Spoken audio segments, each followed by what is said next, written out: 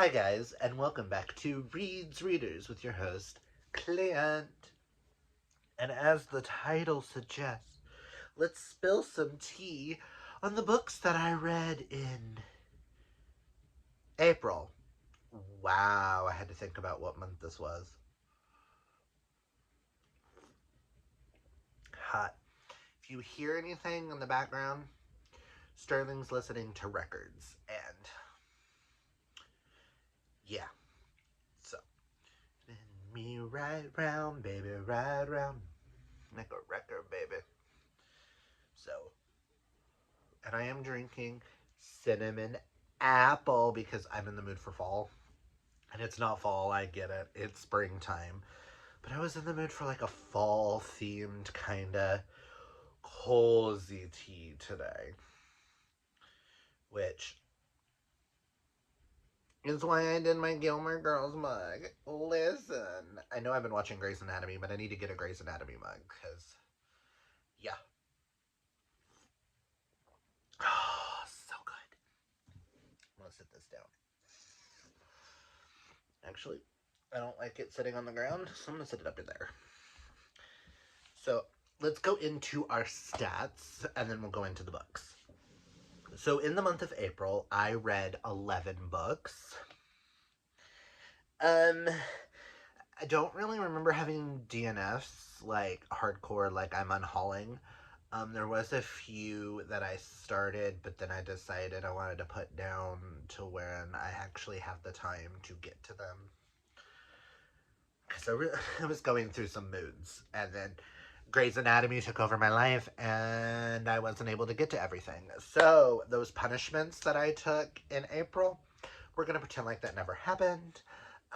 We're gonna pretend like none of any of that extra stuff happened. So these are the 11 books I read, and I'm just not going to punish myself anymore because I am deep in the heart of Grey's Anatomy watch along, where we are watching all of like the spinoffs with it in a certain order, because it's just that way you can get the full story. I know I am on season 6 of Grey's and season 3 of Private Practice, but I am also still watching, like, I'm up to date on NCIS Sydney, NCIS Origins, Real Housewives of Atlanta. I just finished Real Housewives of Beverly Hills, and I'm caught up on Masked Singer. So I am watching a lot. So, um,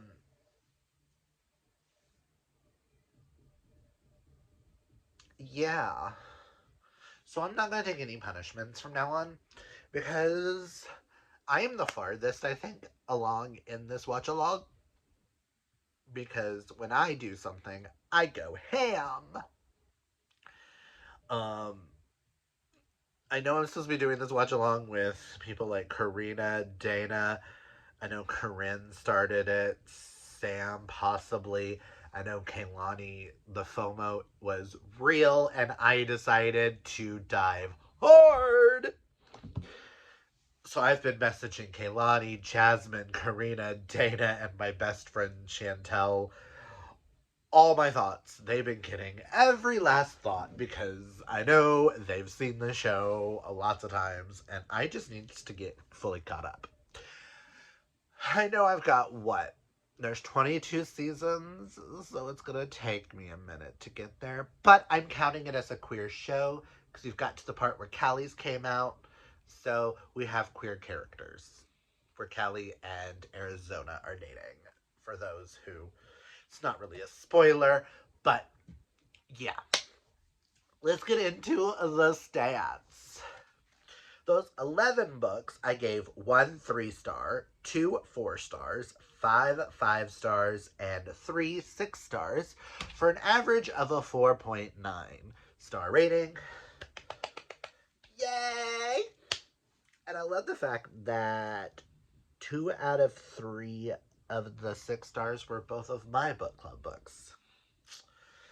For a total of 3,190 pages. 3 of the books could be considered queer in some way, shape, or form. I read 1 from my 25 and 25. 3 were book club books. 6 were new to me authors, 3 were authors that I've read before, 1 was a reread, 5 had a romantic element to it, 2 had a fantasy element to it. I didn't read any on my Kindle this month. 4 books that we will talk about I do not own, and I do believe 3 of them are like the first 3 we're going to talk about. So, 3 books start a series, none continue, none catch up, none finish, but I did read 1 nonfiction. And because I mentioned it earlier, my show for the month was Grey's Anatomy, but you can also add Private Practice because I've been watching both. I don't remember watching any movies that were new to me or listening to any new artists. We could add Chapel Rowan for that because I did do a day where I listened to a lot of Chapel Rowan. So we'll do Chapel Rowan, even though I had listened to them before, so it's not really a new to me artist, but... So let us get into our books. And our first 3-star goes to The Worst Wingman Ever by Abby Jimenez. I really thought this was super cute. I just didn't connect with it like all the girls did. I'm now down to 1 Abby Jimenez that I need to read. But Worst Wingman Ever follows Holly. Is her name right? Yes. The ones I don't own, I wrote down their names so that we can remember some of it. Holly is a hospice care kind of person for her grandmother. And then she meets John. Then there's John, the handyman. And they meet each other without meeting each other through like little notes and things. It was super cute. I just didn't connect with it like some of the girls did. I really enjoyed it. I had lots of fun. I would reread. But it's Abby Jimenez. Love Abby. So. And the first of the 4 stars goes to No Place Left... Blah. What is it called? No Place Left to Me. Why does that not feel right? I thought it was like No Place Left to Hide. Is that really what I wrote down?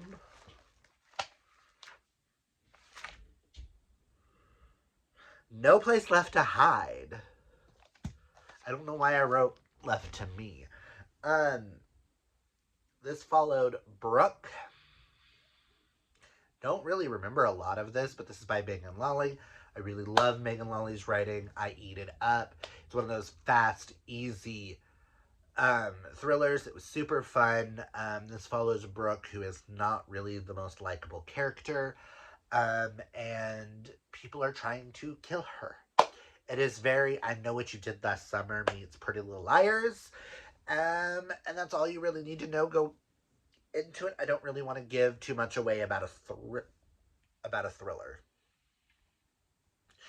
YA thriller, really fun, highly recommend. And then our last 4-star goes to Tell Me What You Did by Claire, right? Carter Wilson. I didn't write the authors down. Sorry, guys. By Carter Wilson. This was a super fun thriller. I read it for the Thrills and Chills book club. This follows Poe, who does a podcast where she interviews people who have done horrendous crimes, such as serial killers and stuff like that, because somebody in her past kills her mother. And one of the people on the podcast admits that they're the ones who killed her mother, which couldn't happen because she killed the person who killed her mother. And things go from there. This was super fun, super fast-paced. I was at the edge of my seat the entire time. I This is an author that I would love to check out more from. Um, this was just so much fun, and I'm really happy Thrills and Chills got me to read this. Um, yeah. And now we are to our 5 stars. The first 5 star I have is the one reread I did this month, and that is Legendborn by Tracy Dion.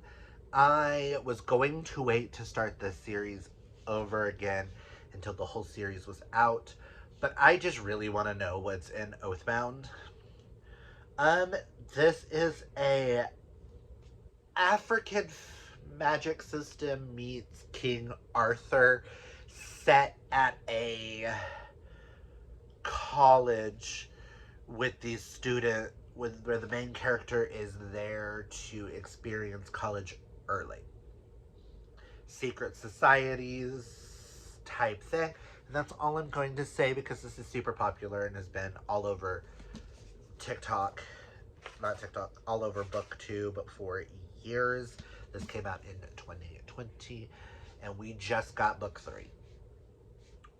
It's been like every 2 years, almost 2-3 years, we get a book. So I will be continuing rereading book 2 so that I can read book 3. I really love this series. It's one of my favorite YA ongoing like fantasy series. Highly recommend. My next 5 star is The Fall Risk by Abby Jimenez. This by far was perfection. It would have got a 6 star if it was longer, but this short story follows Charlotte and Seth, who both come out of their apartments and find that the stairs are gone. And the story goes from there. This is a short story. I don't want to give too much away. This is so cute. Oh, the romance between the two characters. Please do look up trigger warnings. There are a few triggers in here. I will warn of a stalker and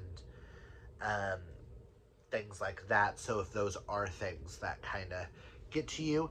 But Abby Jimenez really knows how to sucker punch you in the emotions, even if it's in like the shortest little thing. This was so much fun, and I highly, highly, highly recommend this. I do believe I own all the rest of the books. So the next one we have is A Killing in Costumes by Zach Bissonetti. This is book 1 in a Hollywood Treasures mystery. We will see if we get any more in this. Something I've noticed with these queer cozy mysteries. Right now, there is no talks about the second one. This follows a shop where they sell memorabilia from old Hollywood movies. And if you are a huge fan of old Hollywood, I highly, highly recommend. This follows 2 best friends, Jay and Cindy. They used to be married until Jay came out, and then they went their separate ways. They were popular in Hollywood in like the 90s. They were a husband and wife duo, combined musical talent with humor and charisma. Thank Ginger Rogers and Fred Astaire kind of thing. But if Fred came out of the closet. Well, the person who they're up to get to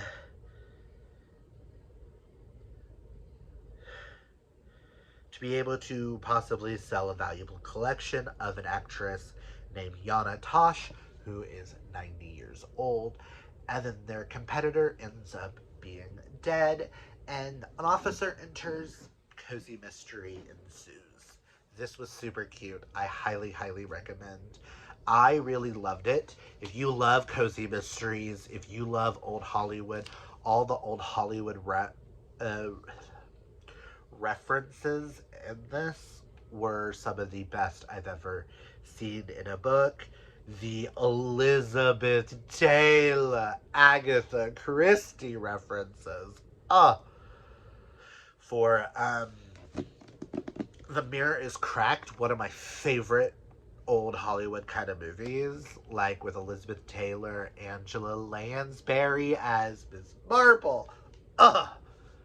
The references, like Ginger Rogers to Fred Astaire to the outfit references. Oh, highly, highly, highly, highly, highly, highly, highly, highly, highly, highly, highly, highly, highly recommend. This is also super queer. There is a romance blossoming between Jay and the police officer. Next, I have She Left by Stacey Gray. This time, she may not be so lucky. 20 years ago,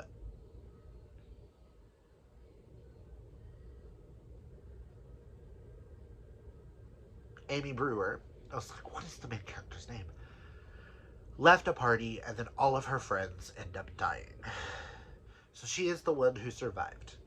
20 years later, she has been invited to this, where 10 people with connections to the crime have been invited to a remote cliffside house by a journalist looking to do a story on the murderers. And then people start dying, and secrets come undone. This was so much fun. This had me on the edge of my seat. I want to read more from Stacey Gray. I do believe this was Stacey's debut.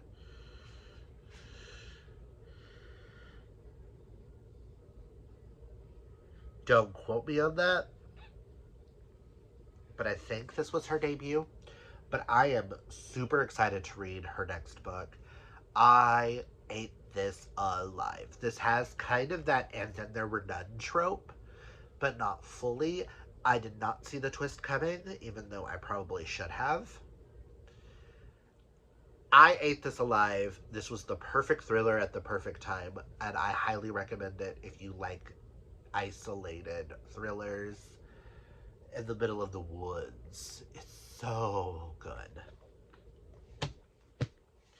And our last 5-star goes to the nonfiction I read this month, and that was Flamboyance, The Queer Harlem Renaissance I Wish I Had Known by George M. Johnson and illustrations by Carly Palmer. George M. Johnson set this up to be this is where introduce queer African people from like the Renaissance era. People like Langston Hughes, County Cullen, Josephine Baker, Bessie Smith, Ethel Waters, Ma Rainey, Alan Locke. These are people whose names that I've heard of, but I honestly didn't know anything about. And then the artwork that goes with them is just so beautiful. And the way he was able to tell their stories in such a little book. I ate this alive. I physically read this. I devoured it. I did one story a night, or one person a night, and I highly recommend this, especially if you're interested in like the Harlem Renaissance and people who were unadulteratedly queer at a time that being queer was dangerous. So I really highly recommend this. This almost got a 6-star, but I know this will be sitting with me for a long time. And I may bring it back just to re-look at some of these people. So, now we're on to the 6 stars. These are going to be faves of the year. I found a brand new author that I want to read all of their things. A new fave from one of my fave authors, and an author that I'm interested in checking out more, but I think this was a hit for me that I know it wasn't a hit for others. First off is the Fiction Falls pick for April, and that was Our Infinite Fates. Finally, a Fiction Falls was a good hit. This is a 6-star. This story transcends emotions. Maybe that's all love is in the end, an endless tempting of fate. Ugh. This follows Evelyn and Arden, who in every timeline, Arden kills Evelyn or Evelyn kills Arden before their 18th birthday. And this follows, and in the most recent timeline, Evelyn wants to live to be 18 so that she can save her sister's life by donating her bone marrow. But it jumps, it says you go back in time to like Nauru 1968, comes back to Wales in 2022, France in 1915, Russia in 1986, and you see this love story of soulmates, Mali Empire 1290.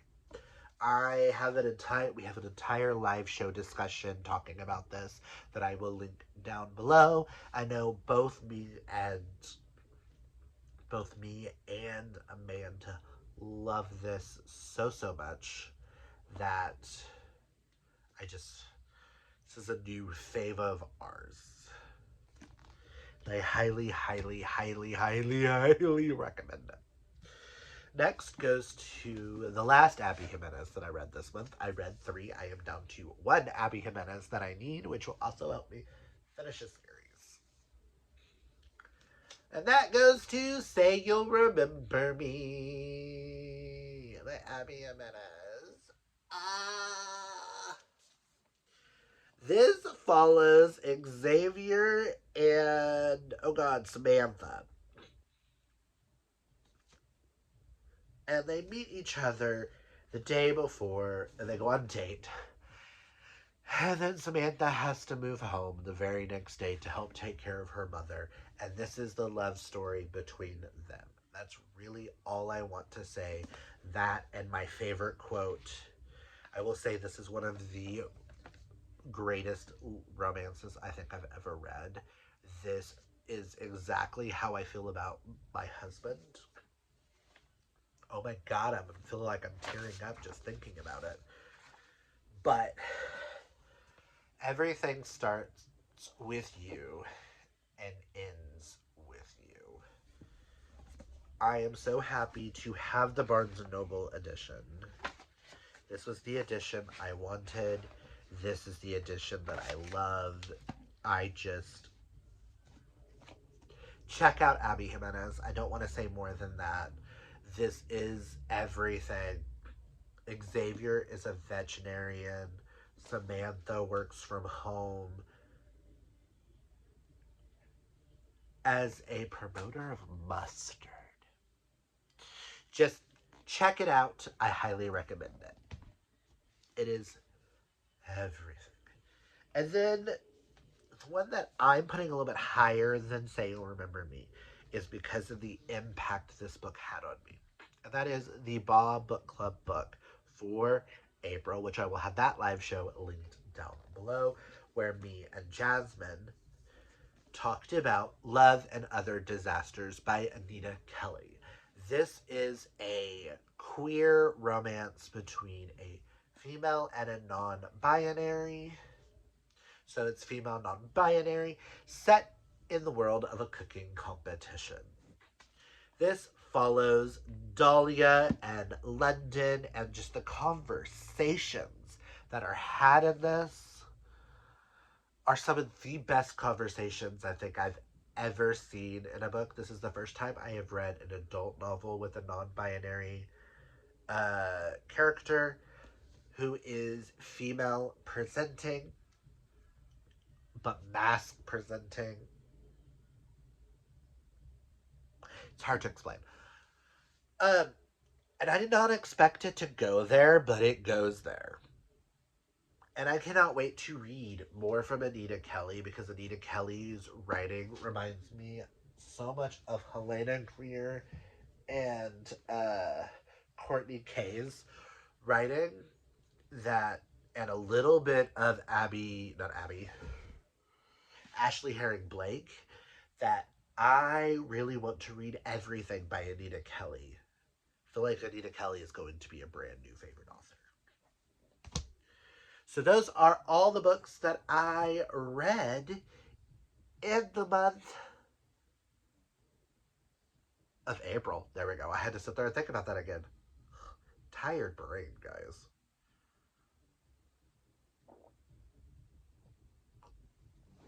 So we spilled some tea. We didn't really spill any until just now. But that's all I've got for you guys. If you like this video, hit that thumbs up. If you're new, hit that subscribe. If you read any of these, comment down below and let me know your thoughts. And tell me what was your favorite book you read in the month of April. And if you have nothing else to say, comment down below a food emoji or a dog emoji for these two. And that's all I've got for you guys. Remember to embrace your inner rainbow. Take care of your mental health. Hydrate or mummify, as they say.